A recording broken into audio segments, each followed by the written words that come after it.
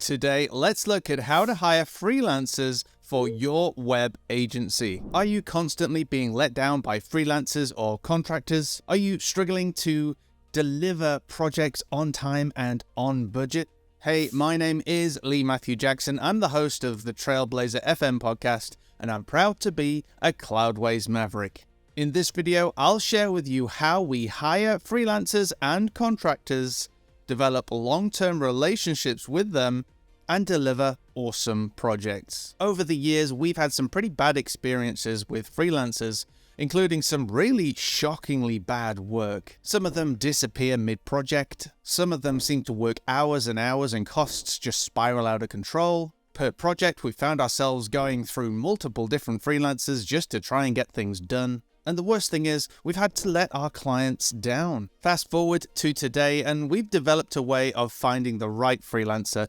and the right contractor. We get excellent work. We have loyal freelancers who've been working with us long term. Costs are controlled, and we always know who it is we'll be working with for what project. And of course, that always leads to us delivering awesome results for our clients. So let's look at how we've managed to hire the best freelancers and retain those long-term relationships. The first thing you need to do is understand that in any sort of relationship, there are three main stages. The first stage is storming, the next is norming, and the final is performing. Storming is where you've just met each other and you're getting to know how each other works and how each other communicates. There's normally a few misunderstandings and a few arguments, so hence we call that storming. The norming part of any relationship is when you're starting to understand each other better and things are working well. You can get projects done. There may be a few issues, but you've learned enough where the relationship is starting to normalize. And then finally, the performing element is where you are rocking and rolling, delivering amazing work. You work together as a unit and as a great team. If you can acknowledge that part of any sort of relationship, you can then apply that to the hiring process for a freelancer. With that in mind, let's take a look at how we would hire a freelancer for an up-and-coming project. The first thing we would do is take a look at that project and identify the key skills that we are going to need. Where are our weaknesses and where would we need a freelancer to fill that gap? The next thing we'd want to do is to break the overall project down into small chunks, almost like mini projects, and there's a reason for that I'll reveal shortly. Next, we'll jump onto a marketplace such as Upwork and start to look for people that might match the skill sets that we're looking for. Once we've shortlisted a few, we'll take a look at the reviews to ensure that people are getting a good experience from that particular contractor or freelancer. And then if we're happy that the skills match, we'll reach out to start the relationship. And this is the most important part.